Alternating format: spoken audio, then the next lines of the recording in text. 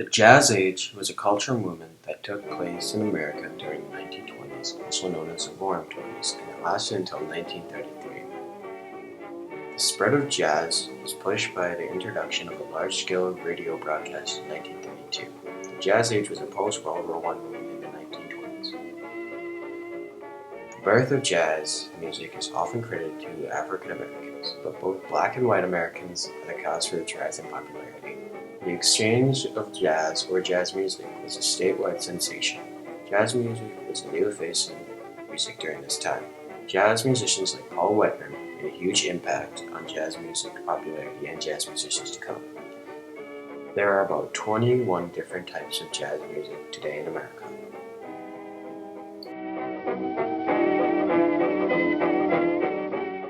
Paul Whiteman and his group were the most popular jazz band during the 1920s and represented the face of jazz music to the general public. Paul Whiteman, being the most famous jazz band leader of the Jazz Age, is blamed for racism in America that denied African American musicians credit that they deserve. Paul Whiteman is also said for not hiring African Americans to play in his band, but this argument ignores the commercial realities of the period of the history of jazz. Paul Whiteman wasn't really racist. Other people said these things so that they could try to ruin his reputation. Because during this time, African Americans were still getting mistreated, and white people didn't like to do things that African Americans did.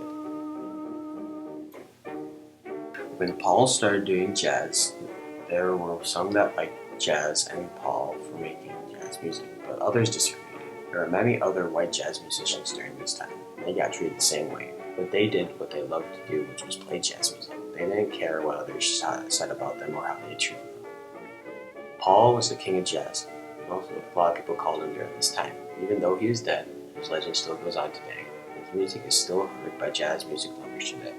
Many people still love jazz music, and more people play it now than ever.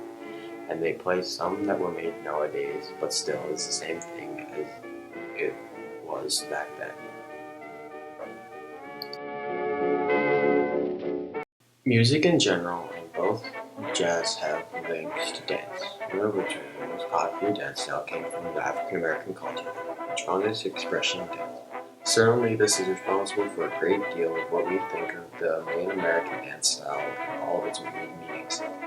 Long before the early 20th century, when it evolved in various dance steps and had whites who imitated the slave moves unaware of the extent of parody in those dances. Ragtime, with its way it sounded, made it possible for dancers to begin to pass the stress that had been placed on the downbeat. This eventually led to even swing later dance styles, where dancers were free to stress whichever part of the musical phrase they desired. Dancing was the only social way through that which men and women were allowed to touch. In the early 20th century, we saw a slow decrease in various traditions that could live up to points, which made it that men and women had to go back to dancing apart while dancing together. There was a direct link in musical and dance style that showed the moral terms, things that became a big problem in the early 1910s when the animal dances became known. The first to catch on was the turkey trot, which the dancer pumped their arms and aroused flow. Some of the other different kinds, like the bunny hug for example, let people wiggle and shake in a way that was quite daring for the time. This stance led to anger in the press, which only made the dance more popular. In an effort to control this dance, that Vernon and Irene Castle established themselves in 1914 and created the Castle Walk. James Reese, a European already proud black New Yorker bandleader and conductor, became the castle's first musical director. They also hired a composer for Daly, and between the two of them they created the castle music style.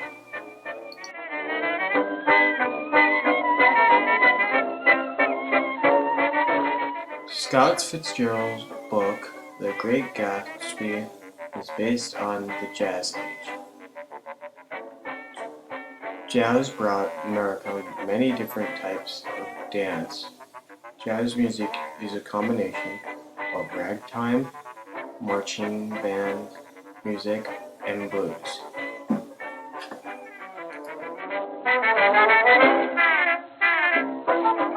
The Jazz Age came tumbling down with the stock market crash of 1929, yet everyone who lived through it had been forever changed.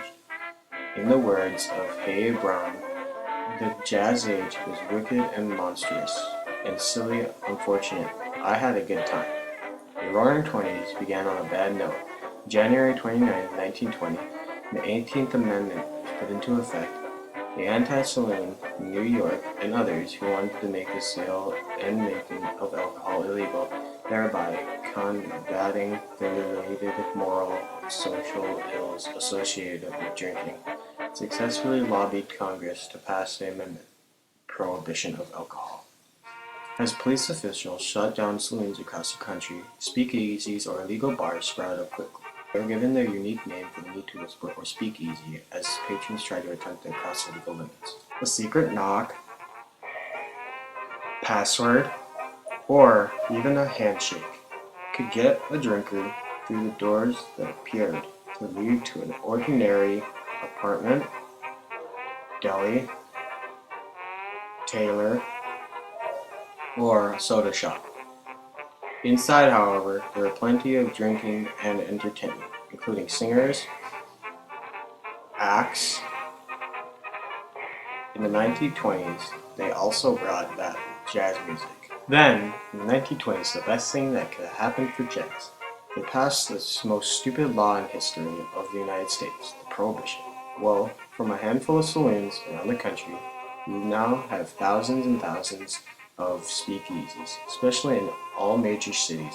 At one point, New York alone, Manhattan had over 5,000 speakeasies. And in competition, you would want to bring in people. You'd have music. So, suddenly, there was work for a ton of jazz musicians. It was doing exactly the opposite of what you were supposed to do. Women, for example, did not drink in saloons. They sure drank in speakeasies. So, Jazz Age became a kind of cover term for the whole loosening up. This whole thing is thanks to a prohibition. Everyone was drinking more than they should just to show an absolute unenforceable law. By the late 1920s, it was obvious the prohibition was failing. Legal businesses that made gin and bribe public officials in order to keep their businesses going. More people in America were drinking ever before. Many Americans challenged this law by carrying hidden flasks, though some drinkers paid a high price for this illegal habit, dying of wood alcohol poisoning. The social sickness caused by the corruption of alcohol worsened, as gang murders and booze smuggling became commonplace. Controlling the presence of speakeasies was futile. They opened as quickly as they shut down. Finally, on February 20, 1933, the 21st Amendment was passed, repealing the 18th Amendment and ending the Prohibition. Herbert Hoover and other Republicans referred to this Prohibition era as a noble experiment, and as illegal bars, saloons, and clubs opened once again, speakeasy became a memory of the past. So many jazz groups didn't have anywhere to play, so they were jobless, but most of the groups had places that they could still play at. People that were able to record their jazz music or any kind of jazz music, because after the Talking Machine Company introduced the Victoria 1, the first phonograph in 1901, the recording company became a big business. But before 1950, no one had thought of recording jazz music. On December, a spokesman of the Victoria Talking Machine Company went out to choral trumpeter Freddie Kepler and his original choral orchestra about recording their music. But first he explained they would have to hold a trial to see if the recording device could pick up the sound of their bass player. Kepler turned them down, insulted that the spokesman was asking them to record without pay. His clarinetist, George, remembered him saying, "Nothing doing, boys. We won't put ourselves on recordings for anyone to steal." In 2 years, an all-white jazz band would sell over 1 million copies of their version of New Orleans jazz, outselling best-selling.